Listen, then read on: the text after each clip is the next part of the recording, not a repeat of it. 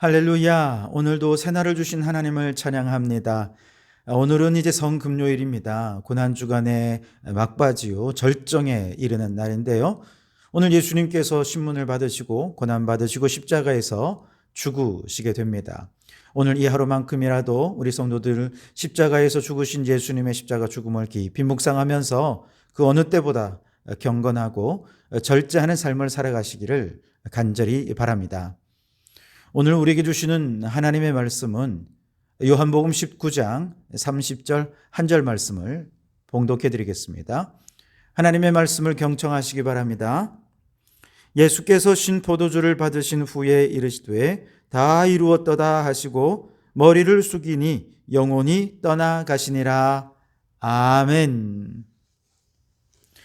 오늘 이 말씀을 통해 우리에게 주신 하나님의 음성을 듣게 되기를 바랍니다. 오늘은 이 말씀으로 다 이루었다라는 제목으로 함께 은혜를 나누고자 합니다. 종료주일에 예루살렘 성에 입성하신 예수님께서는 월요일 날 성전에 들어가셔서 성전을 정화하십니다. 화요일에는 대제사장들과 서기관들과 여러 가지 논쟁과 변론을 펼쳐 가시지요. 수요일에는 예수님의 어떤 사역이 그렇게 많이 기록되어 있지는 않은데 다만 마리아의 향유옥합과 가룟 유다의 배신으로 예수님의 죽음이 점점 더 가까이 준비되고 있는 상황이 연출됩니다. 그리고 목요일은 성목요일로서 제자들과 최후의 만찬을 펼치시면서 마지막으로 제자들에게 고별 설교를 하시지요. 그러기에 오늘 성금요일을 맞아 예수님께서는 신문을 받으시고 또 고난을 받으신 후에 십자가에서 죽으십니다. 십자가에서 매달리신 이후에 예수님께서는 7가지 말씀을 하시는데 그것을 가상칠언이라 그렇게 얘기를 하죠. 그 가상칠언의 가장 마지막 부분에 오늘 본문 말씀이 있습니다. 다 이루었다라고 말씀하신 후에 예수님께서 영원히 떠나가시고 죽으시게 되는 것이죠. 다 이루었다. 인생의 마지막에 다 이루었다라고 말할 수 있는 사람은 몇이나 될까요? 인간의 인생은 미완성일 수밖에 없습니다. 왜냐하면 자신이 꿈꾸고 계획하는 모든 것을 빠짐없이 다 이룰 수 있는 사람은 아무도 없기 때문에 그렇습니다. 아무리 위대한 업적을 이룬 사람도 한 손에는 업적을 이룰 수는 있었겠지만 한 손에서 잃는 것이 있습니다. 일에 집중하느라고 그 큰 위대한 업적을 쌓느라고 가족을 잃어버릴 수가 있습니다. 때로는 위대한 사랑을 행하긴 하지만 때로는 건강에 위기가 찾아와서 삶이 한순간 무너지는 경우들도 있습니다. 우리 인생이라고 하는 것은 이렇게 한쪽에서 움켜쥐는 것이 있으면 한쪽에서는 잃어버리는 것이 있기에 미완성일 수밖에 없는 것이죠. 혹시 그 모든 것을 다 이루었다고 그래서 나는 이루지 못한 게 없노라고 그렇게 자랑한다 하더라도 하나님이 보실 때에 그 인생이 정말 하나님이 뜻하시고 목적하신 일들을 이루었는가? 그럴 수 없다는 것입니다. 그건 불가능하다는 것입니다. 내 뜻도 이루고 하나님의 뜻도 이루고 여러분 그럴 수 있는 사람은 이 세상 아무도 없습니다. 왜냐하면 죄인된 인간의 뜻이 거룩하신 하나님의 뜻과 결코 같을 수가 없기 때문에 그렇죠. 그래서 결국 모든 사람의 인생은 미완성의 인생이 되고 맙니다. 그래서 사람들은 최선에서 위안을 찾죠. 비록 원하는 대로 뜻을 다 이룰 수는 없었다 할지라도 그래도 최선을 다했으니 후회는 없다 그렇게 얘기를 합니다. 그러나 여러분 아무리 최선을 다한 인생이라도 우리 인생은 미완성이라고 하는 데서는 여전히 벗어날 수가 없는 것이죠. 그래서 우리는 어떻게든 후회가 생길 수밖에 없고 결국 하나님 앞에 섰을 때에 모두가 부끄러운 존재들일 수밖에 없는 것입니다. 그런데 여러분, 이 세상 어느 누구도 나의 뜻과 하나님의 뜻이 100% 일치되어서 내가 원하는 것을 이룬과 동시에 하나님의 뜻을 온전히 이룰 수 있는 사람 아무도 없지만 오직 단 한 분, 이와 같은 미완성의 인생 속에서 자신의 뜻과 하나님의 뜻을 동시에 100% 이루셔서 인생을 완벽하게 완성하신 분이 계신데요. 그분이 바로 예수 그리스도이십니다. 그 하나님의 뜻이 완벽하게 이루어진 것이 바로 십자가 위이죠. 예수님께서 애초부터 십자가를 위해 오셨고 3년의 공생애는 십자가를 향한 여정이었고, 그리고 십자가 위에서 예수님께서는 다 이루었다, 하나님의 뜻하신 모든 것을 완벽하게 이루었다 말씀하신 후에 돌아가신 것입니다. 자, 그렇다면 예수님께서는 십자가에서 도대체 무엇을 이루었기에 다 이루었다라고 말씀하신 것일까요? 크게 두 가지로 말씀할 수 있는데요. 우선 첫째는 구약 성경의 모든 예언을 다 이루셨다, 이렇게 얘기할 수 있습니다. 플로이드 해밀턴이라는 학자는요, 기독교 신앙의 기초라는 책에서 구약 성서 안에는 예수님에 대한 예언이 332개의 구절이 있다, 이렇게 연구를 했습니다. 그런데 예수님께서는 그 모든 예언된 것을 다 성취하셨고, 오직 한 가지만 성취하지 않으셨는데, 아직 성취되지 않은 한 가지, 그것은 장차 재림하여 오실 예수님의 재림에 대한 예언입니다. 예수님의 재림에 대한 예언 이외에 모든 것을 예수님께서 다 이루시면서 마지막에 예수님께서 다 이뤘다라고 말씀하신 것입니다. 예수님께서 이루신 구약의 예언 대표적인 것 몇 가지만 말씀을 드리면, 창세기 3장 15절 말씀에 예수님께서 여자의 후손으로 태어나셔서 뱀의 머리를 상하게 하실 것이다, 메시아에 대한 원시 복음이 거기 있지 않습니까? 그 원시 복음을 예수님께서 이루십니다. 예수님께서 여자의 후손 인간의 몸을 입고 이 땅에 오셔서 십자가 위에서 모든 귀신의 머리가 되는 마귀를 결정적으로 무찌르시면서 구약의 예언을 완성하셨습니다. 또한 이사야 7장 14절 말씀에 처녀가 잉태하여 아들을 낳을 것이요 그 이름을 임마누엘이라 하리라 예언하셨는데, 그 예언 그대로 예수님께서는 동정녀 마리아에게서 나시고 천사 가브리엘이 나실 분의 이름을 임마누엘이라고 할 것이다 라고 선포하였던 것이죠. 그래서 예수님은 임마누엘, 우리와 함께 하시는 하나님이신 것입니다. 이사야 9장 1절에 보면 전에 고통당하던 자에게 흑암이 없고 이방의 갈릴리를 영화롭게 하실 것이다, 그렇게 예언해 두었는데요, 예수님께서 바로 이 갈릴리에서 공생의 사역 대부분을 행하시지 않았습니까?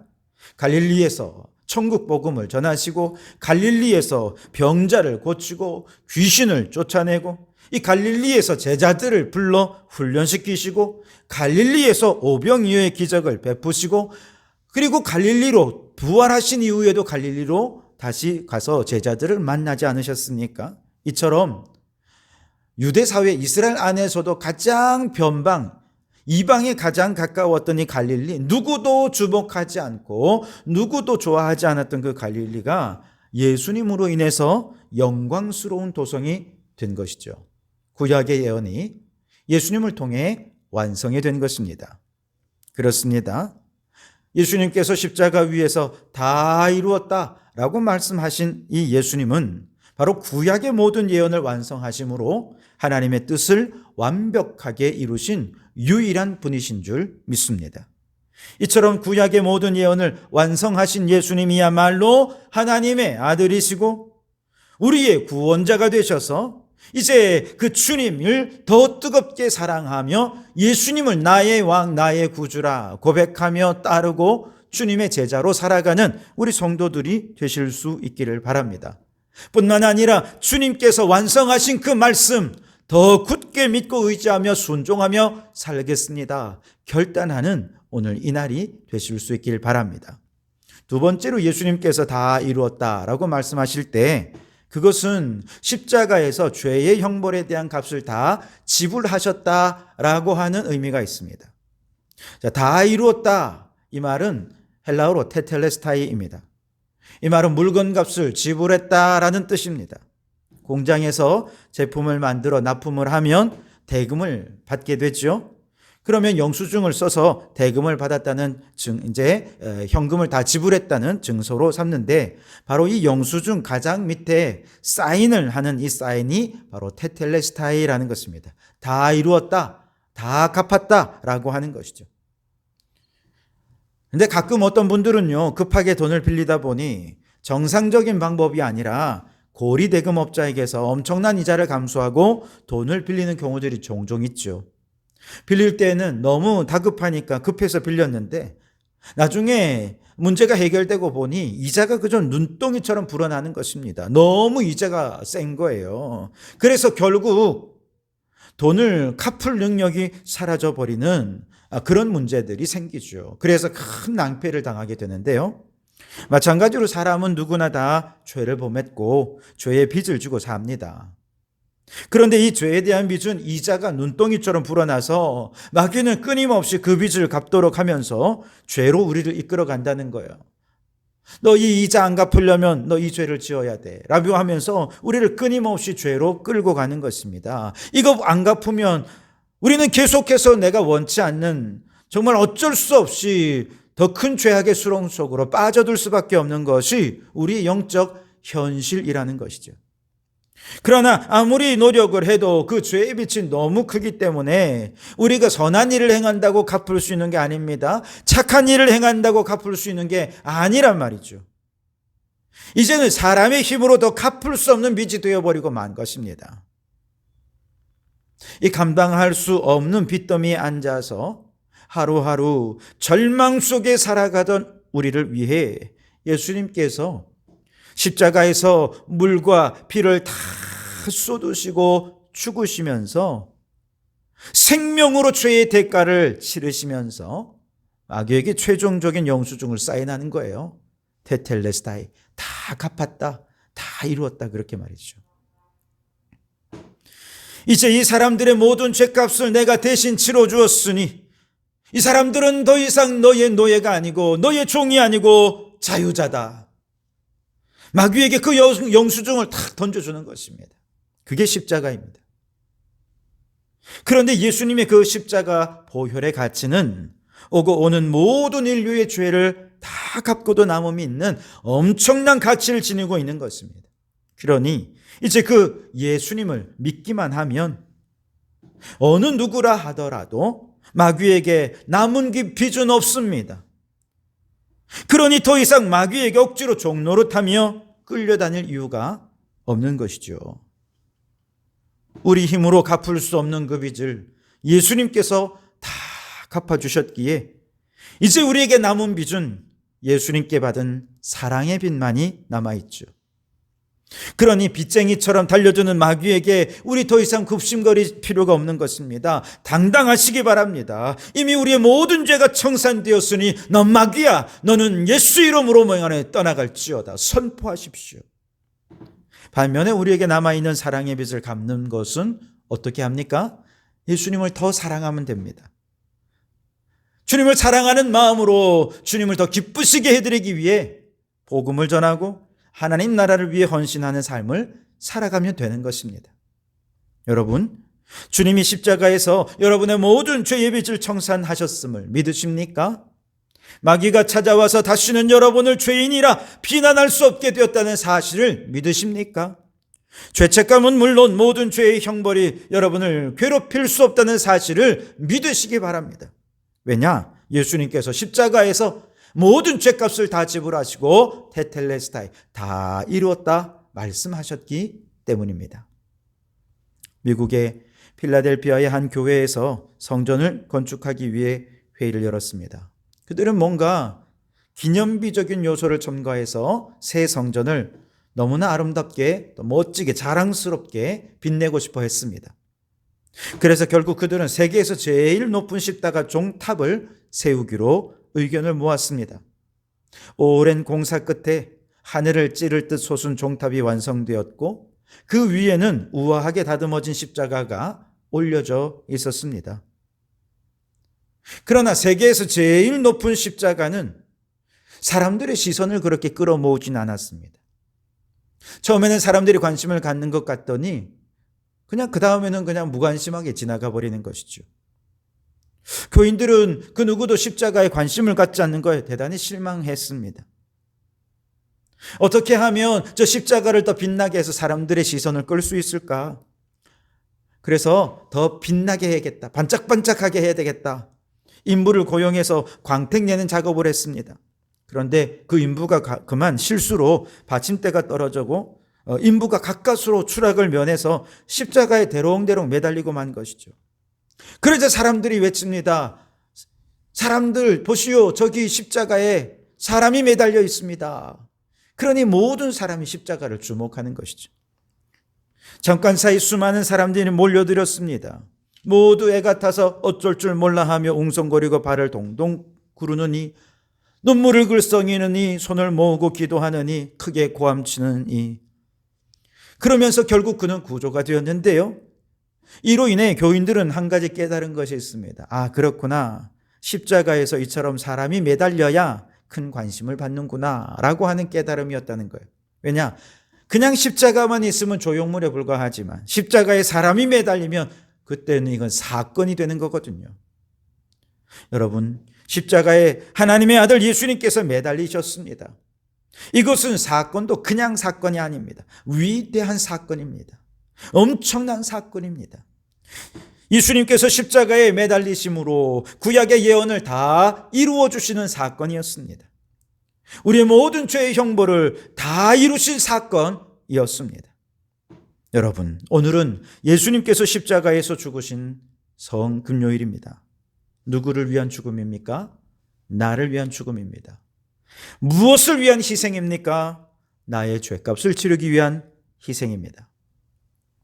그 사실을 믿으신다면 오늘 이 성금요일 하루만큼은 십자가 위에 예수님 바라보시면서 그 은혜와 사랑에 감사하는 성도들이 되실 수 있기를 바랍니다. 그리고 예수님께서 십자가에서 완성하시고 여러분에게 선물로 주신 하나님 말씀 잘 순종하기로 결단하는 성도들 되실 수 있기를 바랍니다. 더 나아가 이제 우리에게 남은 유일한 빛, 그 십자가의 사랑의 빛을 갚기 위해 우리의 남은 생을 더 뜨겁게 하나님과 이웃을 사랑하며 복음의 사명을 감당하며 살기로 결단하는 거룩한 이 성금요일이 되시기를 주님의 이름으로 축원합니다.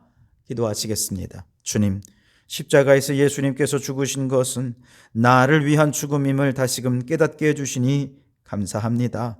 성금요일 오늘 하루만이라도 내 죄를 위해 죽으신 예수님의 십자가의 은혜와 사랑에 감사, 감격하는 하루가 되게 해 주시옵소서.